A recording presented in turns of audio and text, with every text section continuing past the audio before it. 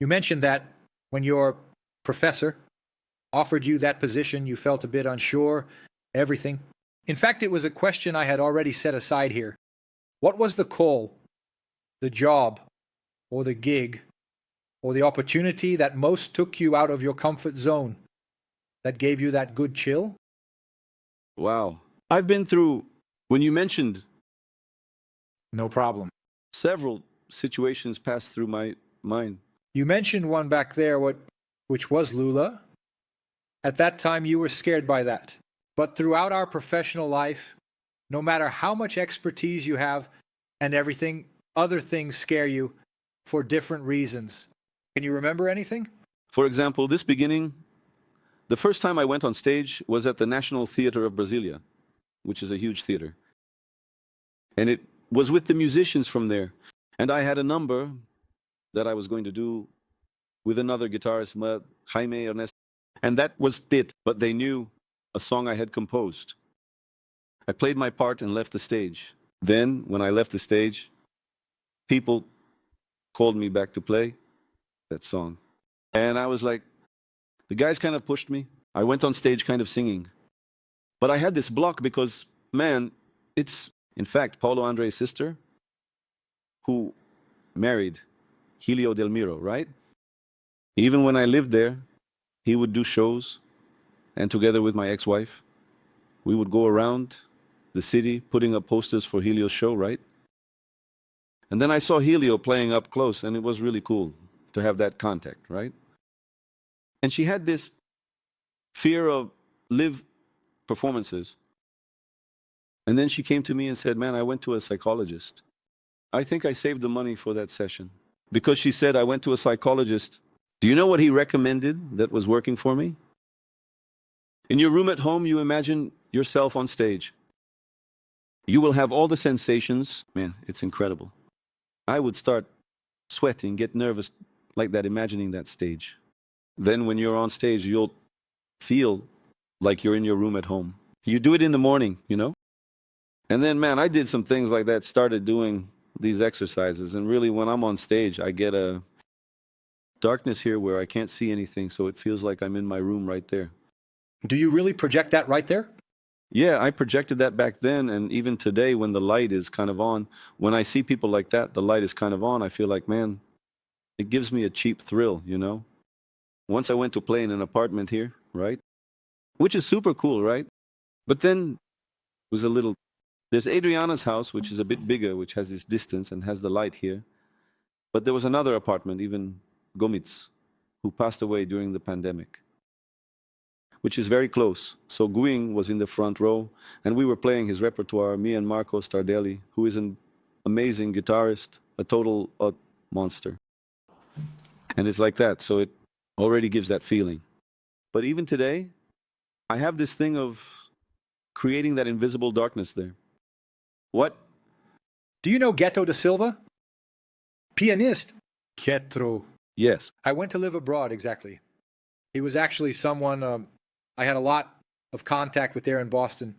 And there was a time when George Duck, you know that pianist? He went to Berklee to do some performances, and it was Getro who stayed with the guy. Then there was a show at that BBC, I think you've played there, right? At the Berklee Performance Center. Yes. I played with Rosa there, right? Which is a big theater and all. And George Duck was playing. Then out of nowhere, in the middle of a random song, he looked at Ghetto and said, come here, man, play. And Ghetto sat down, didn't know what the song was, what the key was, nothing. I talked to him the next day. Man, Ghetto, what a situation he put you in without even... You have no idea, my buddy. The spirit left and came back. I asked you about situations where sometimes we're rewarded with some very absurd things. But for you, it was that what scared you the most was more in the past than currently. Arrived in Rio, that outsider.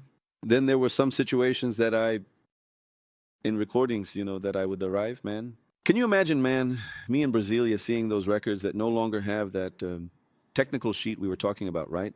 That I would lie down on the couch listening to the sound and looking at it like, wow, Luison, wow, these guys, like...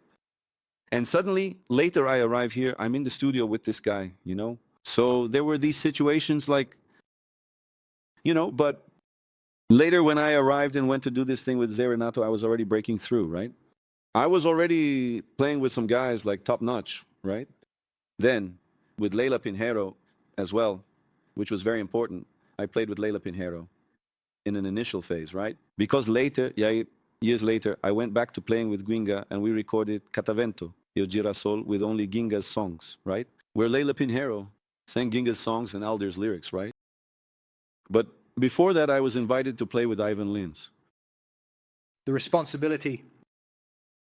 Exactly. So guitar and cavaquinho. Do you remember the year, more or less? Was in the 90s, 99. Wow. Almost has a G.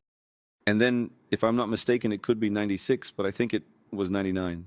And then it was guitar and cavaquinho, but guitar with a GR10. Could it be? From Roland. Yes, from Roland indeed, right?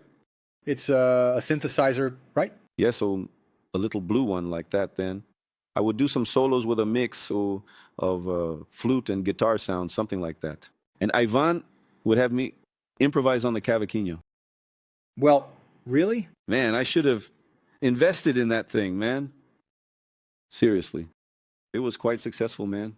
Because I changed the tuning, right?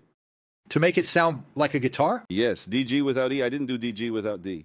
Otherwise, it was to improvise there in banana. So I played the thought as if it were the 4 lower strings of the guitar, all set. And then, man, doing the United States coast to coast, then Japan, right?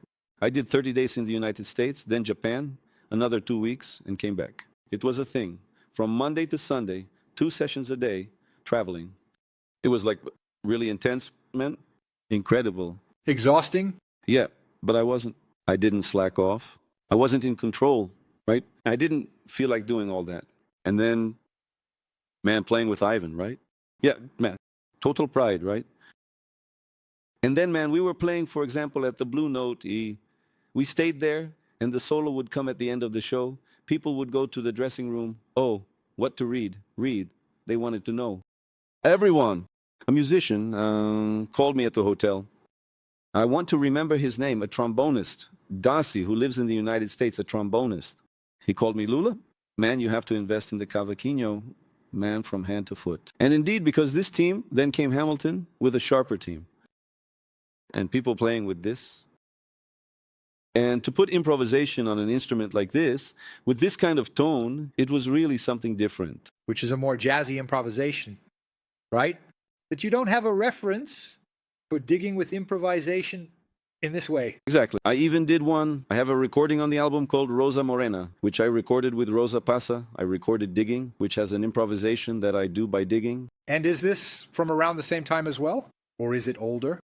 No, it's a little after that. When I was already playing with that cavaquinho, I got a bit full of myself, right? Then I sold the cavaquinho and said, no, forget it. Without a cavaquinho. Yeah, I'm thinking of buying one because now I have some 5-string ones that are tempting me, you know? Wow, you already go from there. Down, right? Exactly. And now with the arm more... I already have some people who play very well,